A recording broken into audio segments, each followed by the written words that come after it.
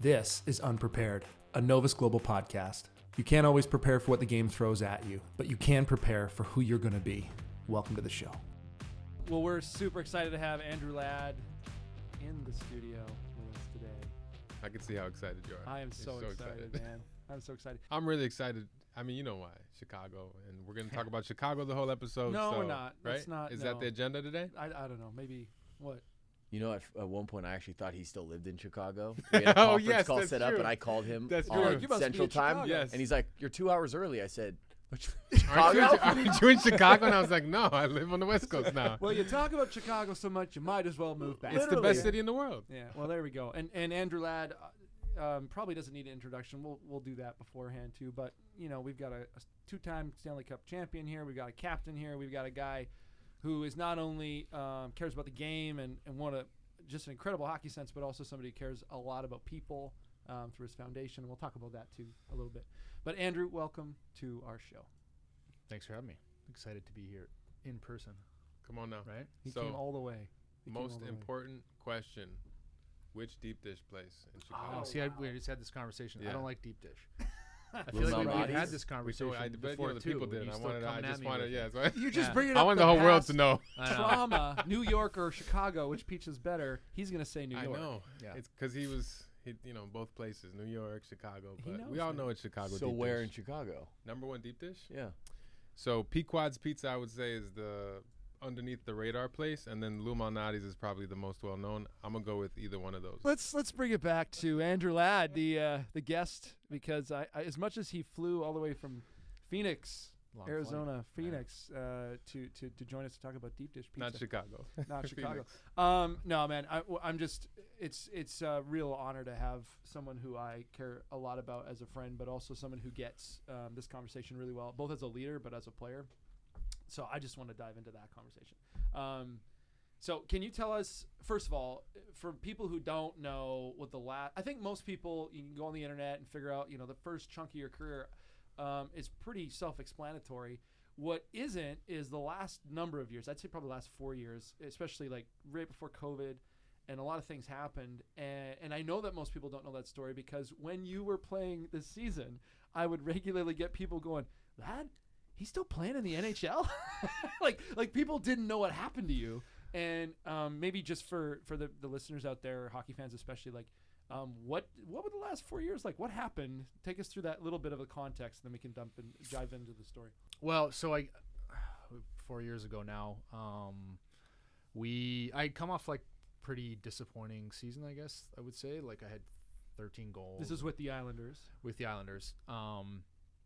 They fired the coaching staff, fired the GM, so we had new coaching staff, new GM, and I played 10 to 20, I think 10 games, and I had knee surgery, so my right meniscal tear of my right knee, so I was out for 3.5 months, came back, played 10 more games, and then got blindsided. Someone took my left knee out, and then blew that knee out, so ACL, MCL, wow. meniscus. Who was it? Who blew your knee out? Who was it? Remember? Kempe. It was Kempe, wasn't it? Yeah, not the guy in LA. His brother. His brother. Yeah.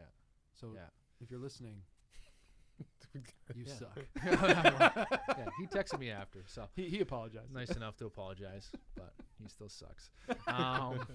Yeah. So that was kind of the start, and I remember I was having a conversation. The coach said to me after I kind of had surgery, and he was like, "Hey, like if you don't, we got to be careful with this because this might be it for you." And I was like, "Huh, interesting." Well, what? How old are you at the time? Oh yeah, good.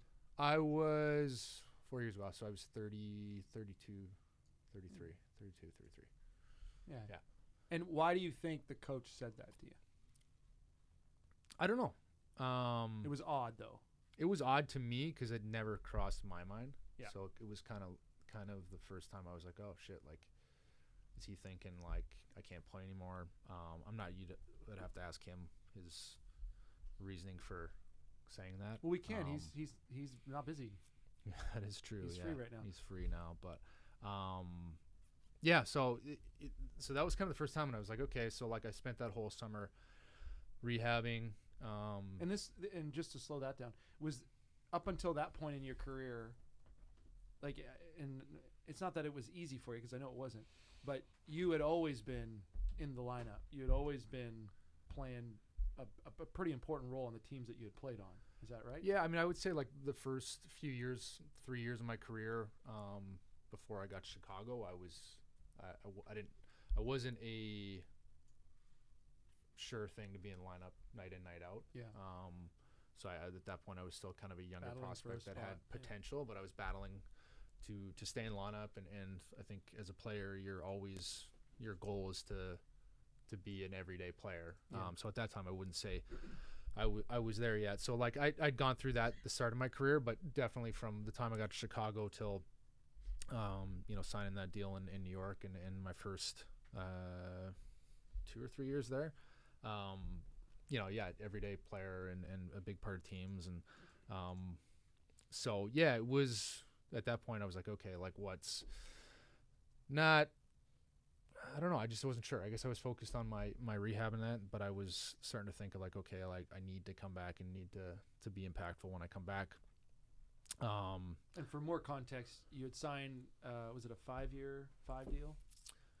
7 years. It was a 7-year. Wow. 7-year deal, out of free agency. So a big deal, a big contract, a lot of expectation that you were going to be a certain type of impact on this team.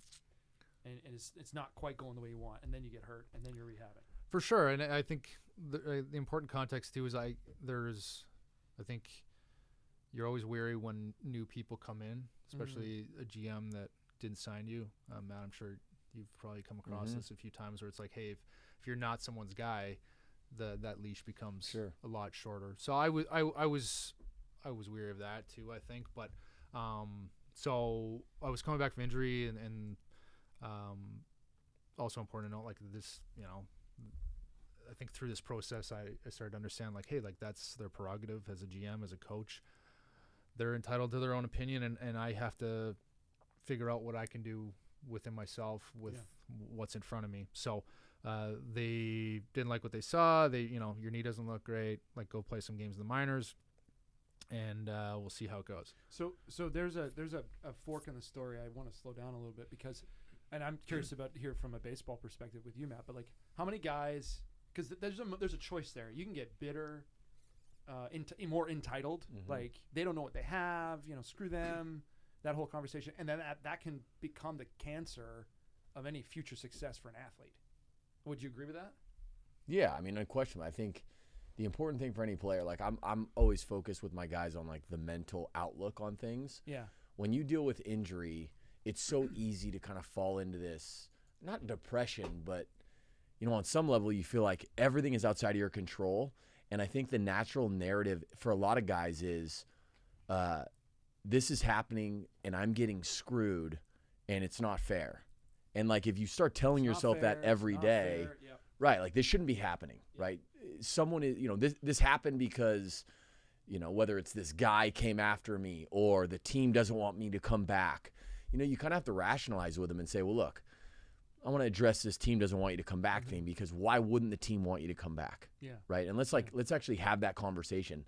And my goal in doing that is, just like, let's start coloring really these comments so that they can see really quickly whether there's truth to it or whether there's not.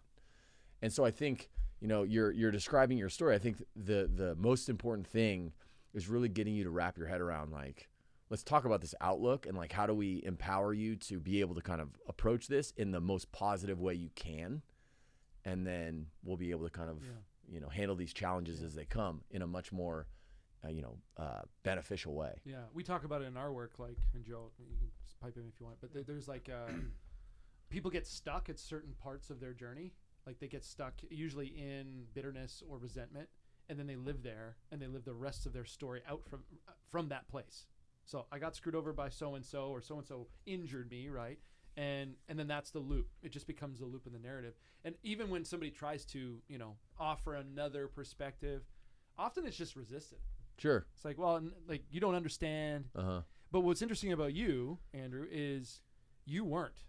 And I'm curious at some, you weren't. Yeah, I mean, I wasn't. I would say like that's obvious when we first met. Yeah. As well, which, the other part of the story. I think at that point mentally I was fried. You were. And I remember having that conversation with you of like, I don't get excited playing hockey anymore. I'm like, it's just like not the same as it It's used to just a be. job. It was a job, but I was just like numb to it. Like And not just I hockey. wasn't- You were numb in to a lot of places. things. Yeah. And I internalize everything, so it's just like I'm cycling through all sorts of different scenarios in my head, and my wife's sitting over there, and she's like, "What's going on in this guy's head right now?" And you're not telling her. I'm not telling anything. her, and she, then I'm starting to wear off, with her and with the kids, and things that I just didn't want to happen. So that was actually my wife was like, "Hey, you should talk to someone at this point," which was a key moment for me. And luckily for me, I was driving from Long Island to Bridgeport with another player at that time, and he had worked with Dan. So the conversation came up in the car on the way to Bridgeport, Connecticut, and he was like, "Hey, you should reach out to the guy that I use and have a conversation, see if it goes anywhere." So that's when I started talking to Dan, and I would say I've always been someone who, if I have time to take in all the information and see where I'm at, I can come up with kind of the best course of action forward. So for me, Dan was able to lay out hey, this is where you are, which you could handle it this way or this way or this way, which way seems like it fits with you. And that's kind of was where I started to reframe. Okay, if I want to get out of this eventually, me being pissed off at this guy and this guy, or being miserable going to Bridgeport every day doesn't help me, doesn't help my family, and it's not going to get me out of here. That's for sure. Yeah. So that was kind of the start of the process of really having that mindset throughout the journey from there. Yeah, and the thing that comes to mind, especially with you, Ladder, is it wasn't about with Andrew. With some guys that we work with as athletes, it's about showing them a new future they never knew existed, in terms of how they how they think about their life. For Andrew, it was less that and reminding of what he already knew, if that made sense. Sure. Those things that were already there, and that's why he was the captain of 2 teams, and that's why he was a champion. And that's there are all these values and substructure in his life that were there, but almost I think I've noticed this in my own life. I forget my identity. I forget who I am, especially sometimes when shit's hitting the fan. And so that's definitely what I noticed early on in the conversations with Andrew. Well, I think it was interesting because, and all of us are married, yeah? Mm-hmm. Everybody's married. So I've left my wedding ring. Yeah, in Canada, that's why I don't know about you. So But because I think even I probably have the youngest marriage here. I think you do. How long you been It'll married? be 2 years. So I have the youngest marriage here, and you guys correct me if I'm wrong. But even in that 2 years, there's ebbs and flows, right? There's how do I revive the romance? And it sounds like even there was a part of your career where you was like, oh, I'm numb. How do you bring the romance back to the sport that you love, right? Instead of being like, I'm just going to write it out, collect some paychecks, phone it in, and just do whatever. Is there something that you kicked into to revive that romance for the sport? Oh yeah, there was a few things, I think my game was centered around intensity and bringing that intensity. I think for a long time I thought it was intensity. Mm-hmm. I think through this process, I learned it was excitement. Mm-hmm. And what did I get excited about within the game? How do I connect to that excitement, whether it be past or present? That can get me to the point of okay, yeah, I'm ready to play tonight, or I'm ready to go to the rink and enjoy myself even on a practice day. And what can I do? And it shifted really through that process of hey, how can I serve other people at that point in the minors? So you get a bunch of kids that are seeing a guy who's played in the NHL for 15 years come to the minors, what can that mean to them? Yeah. Right. And I enjoyed that. It was fun going to the rink and showing them different stuff and having fun with, 20, 22-year-old kids that are, flying by the seat of their pants at that point. That was fun for me. So that was something we tapped into at that moment was hey, I can serve them. I can have fun with them. and be a mentor, and that can be a meaningful part of this process. So that was a big way that I did it in those moments. Yeah. The numbness that you're describing, would you say that it came from, was there like a resentment built up about the business? And I'm asking the question because I feel like with a lot of the athletes, whatever sport, they love the sport they play. When they sign professionally, it's a dream come true. Is that fair to say? Right? Yeah, you know what's funny with me is He's an odd duck. I was like, the only guy. The only guy. only athlete. It wasn't. I didn't think I had a chance to play pro Ever. until I was 18 years old. So when you're the 4th overall pick out of the draft, Yeah. when that moment comes, Yeah. you've got to be like outside yourself thinking, this is incredible. Yeah. Like I can't believe this is real. For sure. Is that okay? Yeah. So then you're in the NHL, you're having success, you sign your big contract. This period of time that you're going through where you're struggling and like this numbness that you describe, is it a result of seeing the business and it like hitting you in the face and how decisions are made and how, wow, this isn't really what I thought it was going to be? Is that kind of going through you and you're realizing like, oh, this is like depressing. Like this isn't what I thought this whole thing was about. Is that what it is? I don't think so. I think for me, it was like hammering the same nail over and over and over again. It was like, so for me to get to a place to perform, I had a certain way of doing it, whether it was kicking the shit out of myself or, having that no off switch. So I was on all the time. Got it. And I think that over time kept wearing and wearing. And I didn't understand there was a different way, or I could try different ways to see if something would hit. Sure. Like, hey, is there a different way I can do this where I don't beat myself up, or I can get away from the game, and that can be valuable for me coming back and being excited about what I'm doing the next day. Or I think all the bullshit that comes with pro sports in general that's separate to me. To me, this was just like strictly stripped down to like loving the game. Yeah. And that's in its purest form. I didn't love what I was doing anymore. And part of the journey coming back was like, hey, finding that love again.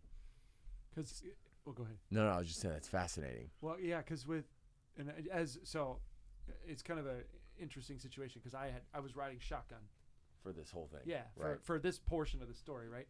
And when you're the one thing when I first met Andrew, I could tell he was tired. Like there was fatigue, and I don't mean physical fatigue. I mean like you could see like his adrenal glands are shot. Yeah, like 15, 14 years of like ramping yourself up and playing with one system. And I wonder, actually, the thought that I had as you were saying that, Andrew, was like, if you're talking to young players, because I hear that in young players that I work with, like there's one way to do it. There's one way to get like to the, and it eliminates all these other possible options that could actually maybe even work more effectively, right? And what was interesting is that I think you at least at that stage, and we'll get into the rest of the story, but at that stage in your career, you were willing to try something else, like because it wasn't working anymore. Yeah, it's, and I think my what would I tell younger players? Don't wait till it's not working. Yeah. It's funny, right? Because like, when do people search for help? Yeah. When they're in trouble. Mm-hmm. Right. And I mean, that's a lesson everybody learns, but like, you see it in sports all the time. Like when is a guy, until something doesn't work, guys don't switch or try different things. And if you actually look at the elite players, they're constantly in doing search of like, how do I tinker and how do I get better? And I think the biggest switch for me was like, I was doing that physically with different aspects of skill and strength and conditioning and all that different stuff. I wasn't doing it mentally. So if I could go back, I would add that to the repertoire of like, okay, what can I do to keep adding to my repertoire and searching for better things. And I think that's the thing, because there's so many people, so many players that search us out, we would say in times of pain as opposed to times of peace, Yeah. And even like that's the thing that I think, we're trying to figure out is like, how do you create a new narrative where it's like, you're not going to get somebody to fix you, you're actually building a team so that you can be as powerful as possible. Yeah. It's interesting because like I'm literally in the middle of building a program for 10-year-old kids has very similar to the work that I'm doing, and it's with that in mind of like we need to take what we're doing physically and apply that to the mental side, because it's so valuable and no one's thinking of it. So I think it's coming and moving that way, and I know even some of the younger kids, but they're doing it to be the best hockey players they can be, or the best baseball players, the best basketball players. And I think there's a lack of understanding just in terms of like how that will affect your life or you as a person, which in turn will help you be a better hockey player, a better baseball player, a better basketball player. And that's what I've learned throughout this is like the happier I am at home with my wife and my kids, with my family and friends, like that translates to me showing up at the rink the next day and being excited and enjoying life. Well, and that's the thing is like one of my young hockey guys, 16 years old, and he in the beginning he's like, why do we talk about integrity so much? Like, why can't, because essentially he's like, Andrew why loves that conversation. well, because that's the thing, he's like, why aren't you just giving me mindset tricks that help me when I'm on the ice, because that's all I'm trying to get better at. And it was helping him understand, it's like, hey, this you are a human being, you are on the ice, you're at home, you're at school, you're doing a whole bunch, and what if integrity was the engine that makes everything work?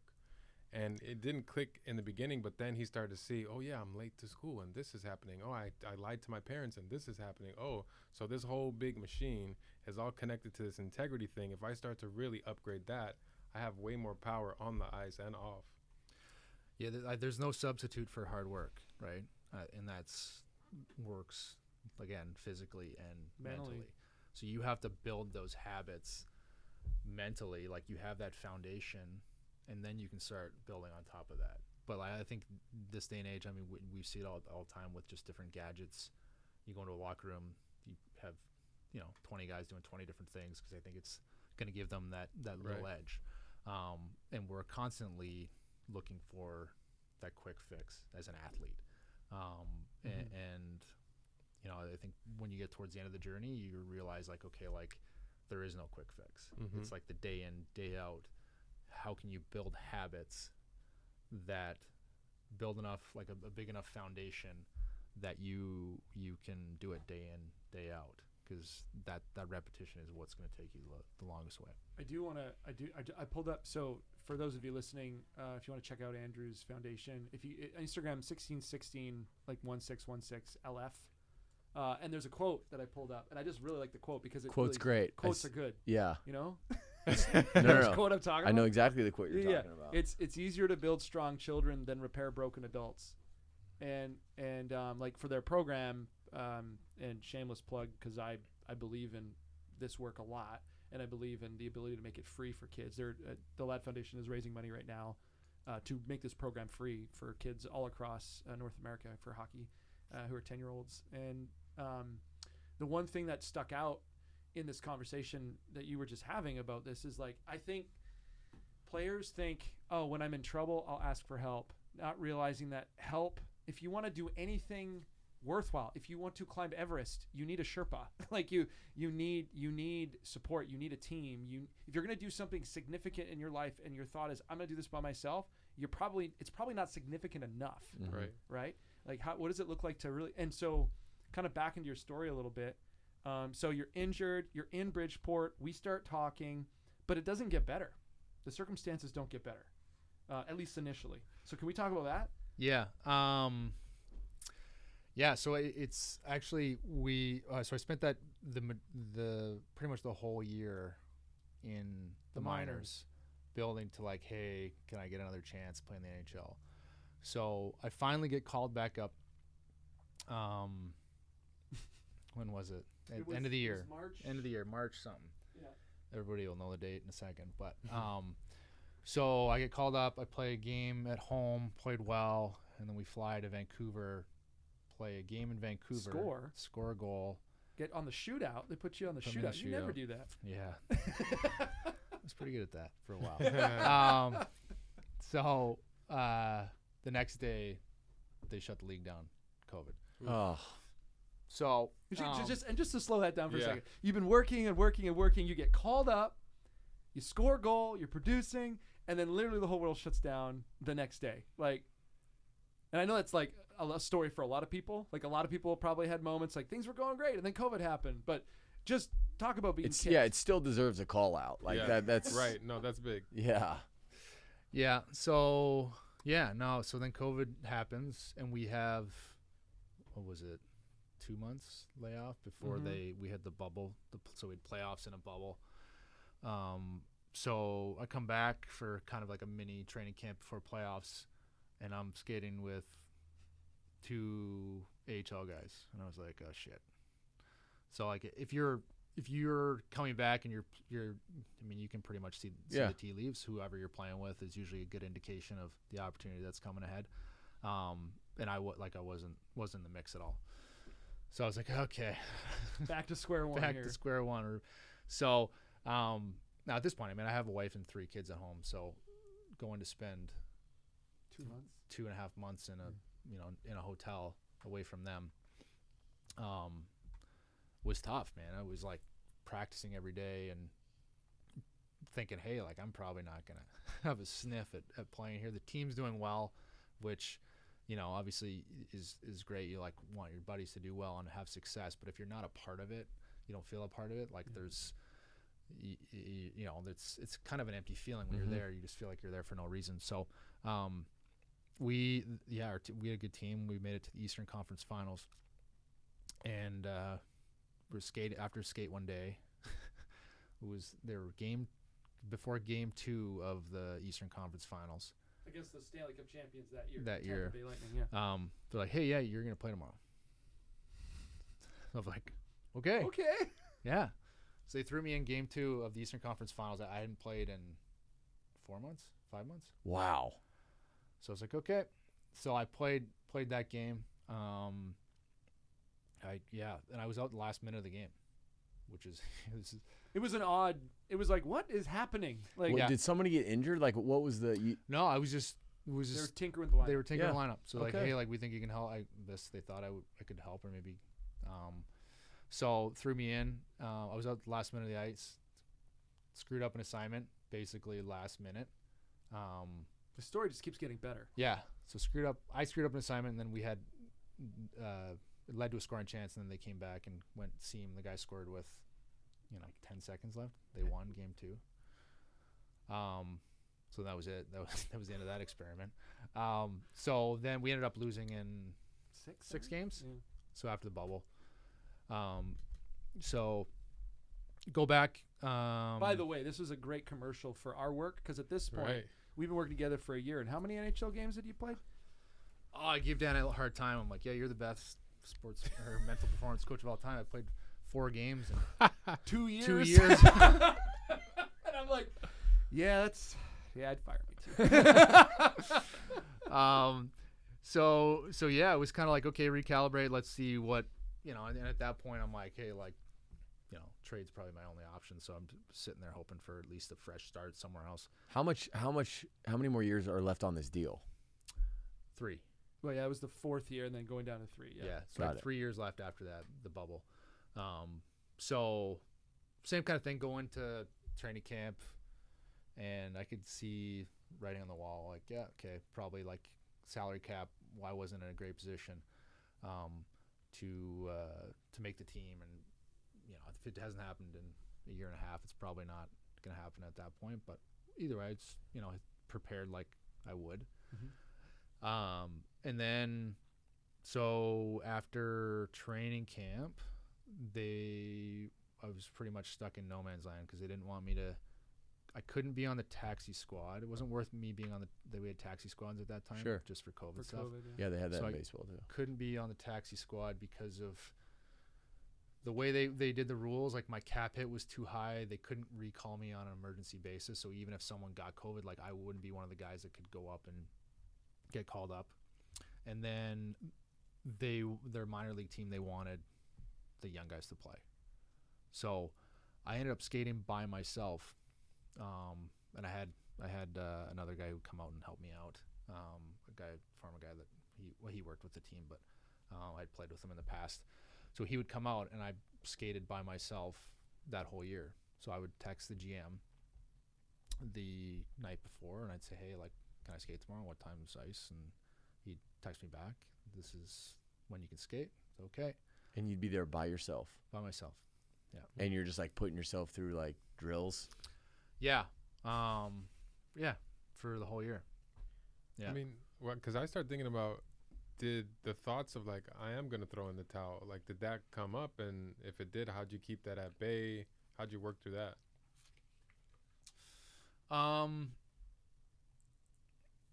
So there was two things, I guess. In my mind, it was an opportunity for me to get my knees healthy, and my left knee, because that was the bigger injury.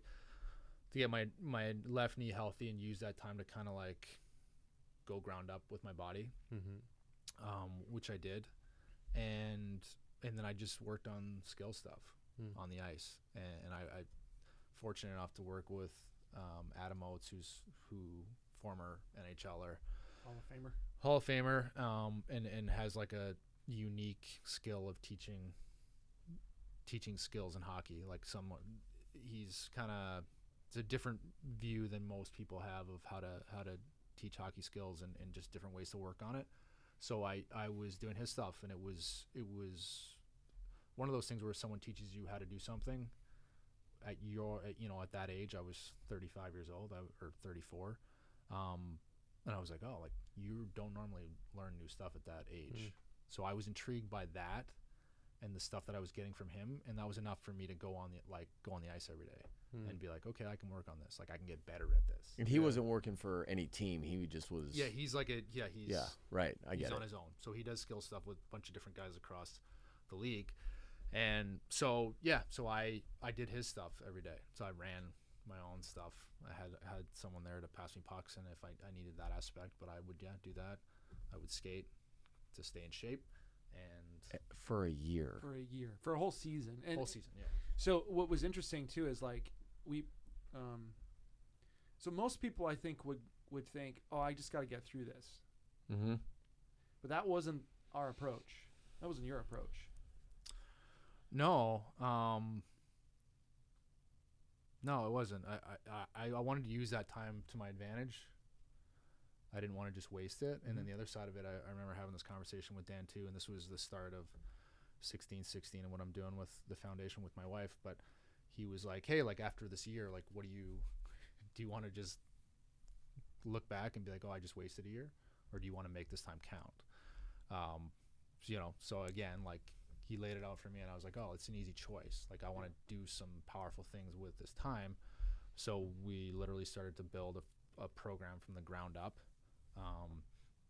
which was great for my just getting away from it and having something else to feel like I was had purpose, basically.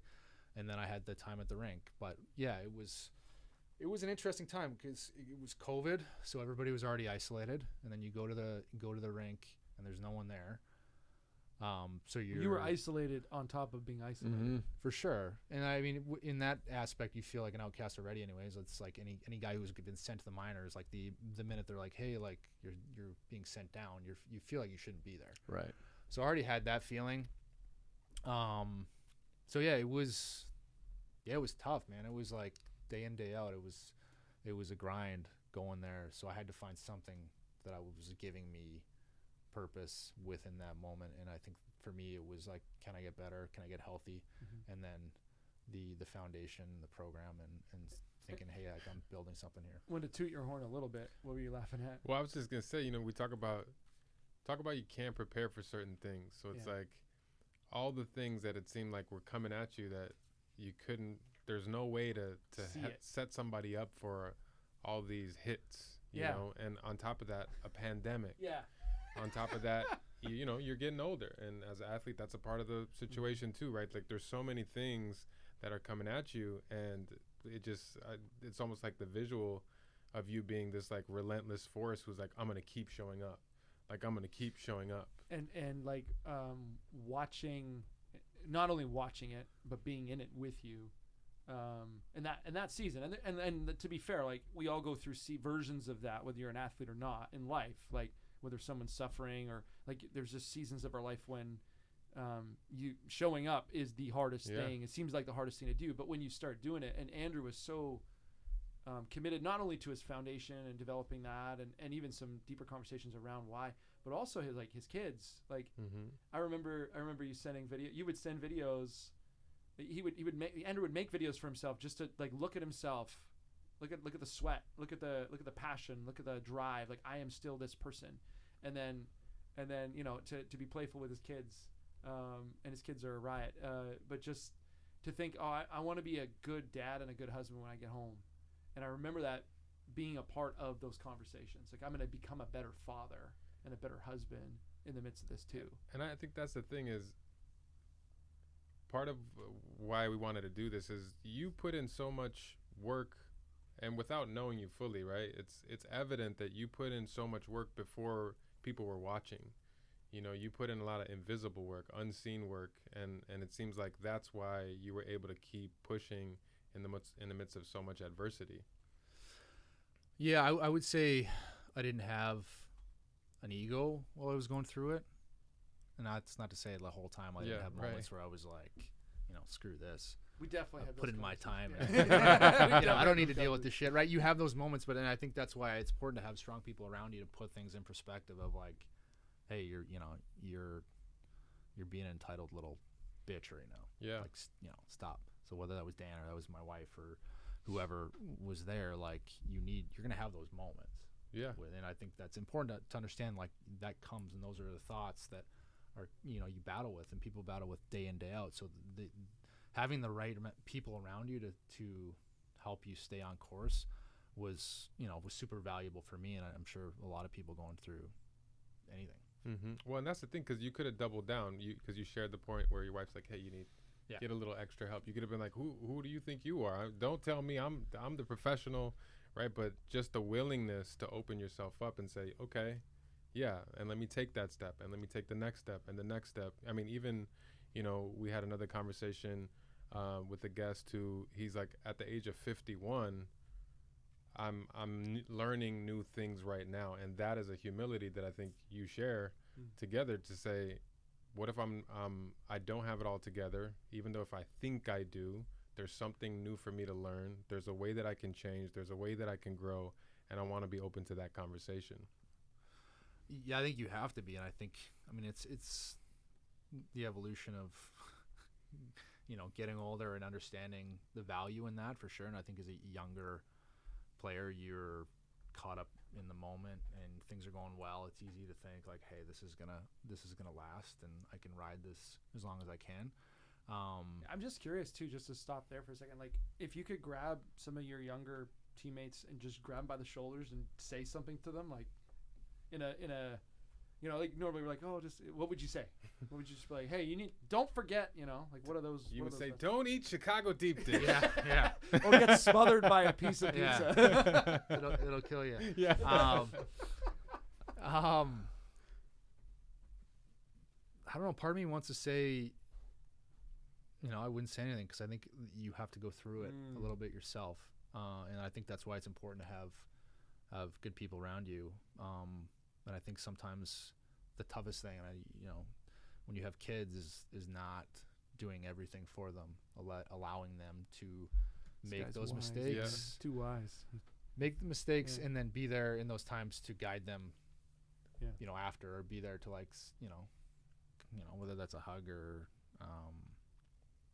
whatever they need in that moment. I think sometimes that's more important. So as like an older leader now, it's kind of being there in those moments to say, hey, like that, this happens. So where do you go from here? Yeah. Like what, how do we proceed and not make that same mistake again? So what he just said is so interesting. There's a difference between trying to do something for the other person and like, all right, I want to prevent this from ever happening to you. So let me like surround you with these bumpers and make sure it doesn't.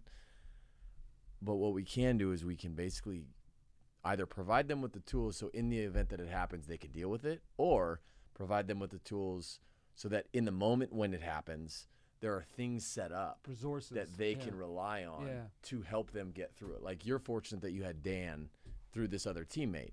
What about the guy who doesn't? What about the guy who doesn't think I have some control over this? Let me put my energy there, and instead goes the other way, and maybe he starts to drink more. Yeah. He's lonely, and that's where it takes him, right? Yeah. I'm like dying to find out the rest of the story. And come back for part 2. And now Andrew's here. And that's how it ends. No, well, and one last, and then let's. Well, I think the important thing, and there's 2 things that kept me going. One was I wanted to get to 1,000 games. How many games were you at that point? So at the start of that 4-year Well, when he met process- you, it was Yeah. it was 996. 999 But I was at 920 games 4 years ago when we met. when we met. Yeah. And Dan got me to 924. 924. So yeah, I was so that was I wanted to get to 1,000 games. So that was the one goal that kept me going. How many? And I don't know if you know the numbers, but how many players in the league in the history of the league have played 1,000 games? 370. Wow. 370 players. Andrew's a 2-time Stanley Cup champion, has been a captain, and has played 1,000 games. Guess how many guys have done that? 89. 50. 50 Wow. guys. 50 guys in the history of the league. He's played Okay. 1,000 more games than I have. It's impressive. Yeah, 1,001. And the other part of it was I knew with the salary cap, like, eventually it was going to strangle them to the point where they could just have to get rid of me. Right. So I was like, hey, I'll be a good soldier, show up and be a positive influence on whoever I'm with, and then eventually, hopefully, I'll get the opportunity to play somewhere else. And that opportunity came in the summer. They traded me to Arizona, and this year I got to play my 1,000th game. So you have, what's the total right now? 1,001? 1,001. 1,001. Yeah. Wait, so what is the most games played? 1,700-ish by Patrick Marleau, right? Marleau? Yeah, Yeah. Marleau has a record.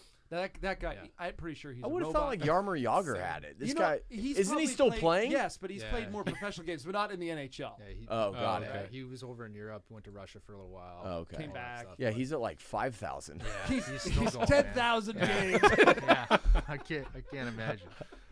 Yeah. Yeah, I think all he does is hockey, literally. Like, there's nothing else going on. Yeah, he's playing in like what would be the equivalent of the Champions League in Chacon. golf. Oh, No, yeah, he's yeah. playing that version in over here. Yeah. Yeah, 1,001 games. Well, congrats. That's quite the accomplishment. Thanks. Yeah, and I mean it's to get there after all the Yeah. the last 4 years. I think made it even more meaningful, and Dan can keep his job. Yeah. Yeah, we were close to He was cutting him. sweating there for I a was in little the while. box for the game before. Don't get hurt. Yeah. Actually, but that's a part of the story that I skipped is that important. So, how many games was it? 992. So I was at 992, and I hurt my knee. Oh, Again. So like I had 2 meniscal surgeries on my right knee, and then this year they're like basically there's nothing left. It just the whole thing just tore and Yeah, it was done. wow. Tape it up. So but it was jammed, so they had to take it out. So that was 6 weeks. So I came back with 12 games left, maybe 12 games in the season, 12 games, and he had to play 8 of them. and I had to play 8. I got sick twice. How much pain were you in? I had to drain my knee every second day, Oh, Wow. and I was There's a few I was hobbling for the few. It was, I remember talking to you, and you were like getting ready to go to the 1,000th game. I remember this. Yeah. Yeah. And it was yeah. Well, and after you got hurt, like, what ran through your head, Andrew? I know, but what ran through your head when you got hurt? Oh, that like when game? I first, like as soon as, because I'd done it before, so I came off the ice and I was You knew immediately. yeah, I was bawling my eyes out in the room. I was like, that's it. It's That over. was the last one. 8 games. 8 eight games ga- shut. 8 games 8 shut. games. 8 games. And I remember Um, calling you, or you called. I can't remember who called who, but and having a conversation of like, we don't know what we don't know right now. Yeah. You could be done, but let's wait for tomorrow and get the tests and all that stuff done. And then they gave him those two options: have surgery, pull it out, and you'll be ready in 4 to 6 weeks. Yeah. And we both bet on the fact that he could probably get better a little faster than that. I think we both were wrong on that one. Yeah. But to be able to come back for those last 2 weeks with 12 games left in the season, you have to get 8 of them. And I haven't seen somebody more committed, in pain. I have a couple other players who are going through stuff like this in their careers, but not like Andrew. And thankful to the Arizona Coyotes for Yeah, I was just gonna say that too. for honoring a commitment and honoring your commitment to getting there. So Yeah, no, for sure. They were great to me even since I got there. It was nice to get a second chance. I don't know if they knew what they were quite getting. I think they're pleasantly surprised, but to have the opportunity to play again this year, and we had a young team to be in that mentor role at this level was it was fun, man. It was like, it was made everything, and I wouldn't change anything. Like, I've had so much growth over these last 4 years from all this that I would be like, I would never not want to go through it. But I think it really drives home, like, hey, in these tough moments, like, it's really such an opportunity to learn so much about yourself, which is I definitely did. Go ahead. No, go ahead. Was there ever a moment in the last 8 games that you were able to, like, appreciate? Like, were you feeling different in the middle of a game, right, knowing that you're about to accomplish this feat? And Oh, man, that's a good question. I was so, like, there was a few games where I was like, I don't know if I can. Oh, wow. I can get there. So it was more like survival it was a mode. little bit survival, but, like, definitely, like, my 1,000th game, 1,000. So everyone, Dan was there for my 1,000th. I had my whole family there. Yeah. I think those 2 games and just being able to express my appreciation for everyone that helped get me to that point, because they all go through it too with you, right? It's Sure. like they feel all your emotion, they feel all your pain, and it's harder when you're not there day in, day out. So whether it's my parents and they're not getting phone calls from me for 3 weeks because I'm, they're just I'm so solely focused on other things or have other stuff going on. I know as parents they would worry, and my brothers would worry. So to be able to cross that off the list and have everyone there was special, man. Like it's such a big thing to have everyone that helps you, along the way. Yeah. Well, it was really cool. Just a couple notes and then we have to wrap. But Andrew's 1,000th game was against the Chicago Blackhawks. Oh, wow. And what was neat about that was your first game back from injury was in Chicago, and you got to you were there for Jonathan Tave's 1,000th as well. So in the same, you guys were able to be at each other's 1,000th, which was I thought really poetic. That is cool. Well, so can you be here for our 1,000th podcast? Yeah. Well, considering this is I don't know where I'll be in 10 years. Number 4. 10 years, yeah. No, Andrew, I speak both as a friend and as someone who gets to serve you. I just want to thank you for telling your story and sharing that with us. And I honestly, I just want young athletes and pros who are getting started and guys, veterans who are tired, and to see and hear the story, because it's such a testament not only to the work that Joe and I do, but a testament to who you are and the parts of humanity that makes us human, that are inspiring. And so you've deeply inspired me, and I've said that to you before. Oh, yeah. But I love you a lot. And I love your story a lot. And we'll cut that out. But yeah, man, thanks so much for being here and taking time today and being with us. Yeah, no, my pleasure. I think the cool thing about this whole process is understanding the impact that your story can have on other people. Right. And it's the more I've told it, the more engaged I think people have gotten with me in terms of telling me their story and what's going on with them. And I really think guys I think have a tough time. They have these thoughts going around in their head, and most of them don't take the time to slow down and think about them. But when you do, it's pretty impactful on your day-to-day life and even your performance as well. Yeah, and to me, you're the prototype of what actually I feel like is the heart and soul of this show, because helping people understand so much is going to come at you, and you don't know what direction, you don't know what it's going to look like, you don't know what it's going to feel like. But if you're really prepared to be a certain type of person, you'll get through it, and you'll be better on the other end. Yeah. No, it's so true. It actually, like, our program with 1616 is we found this cool story about the buffalo are the only animal that when a storm hits, they go into the storm, so they get through it quicker. And as soon as I heard that story, I was like, oh, it was they coined the term buffalo in 1616, so the program is named after that story. But as soon as I heard it, I was like, that's been like my motto these last 4 years, that just you go through it, you'll get through it quicker and come out better on the other side. I love it. Just so happens Andrew's number is 16 as well. Yes. So it's like meta, but maybe this is a simulation. That's it, guys. Extremely meta. It's extremely meta. Matt, Johan, Andrew, guys, this was great. We did it. Thanks for being together. We did it. We did it. Much love. Much love. That's how we should end every episode. Much love. Much love. Much love. Unprepared is a Novus Global podcast, hosted by Matt Hannaford, Dan Leffelaar, and Johan Martinez-Khalilian. Our producer is Iván Lizarde. Sound engineering by Eugene Dufloo. Technical production by KS Chacon. Editing and mix by Iván Lizarde. You can't always prepare for what the game throws at you, but you can prepare for who you're going to be.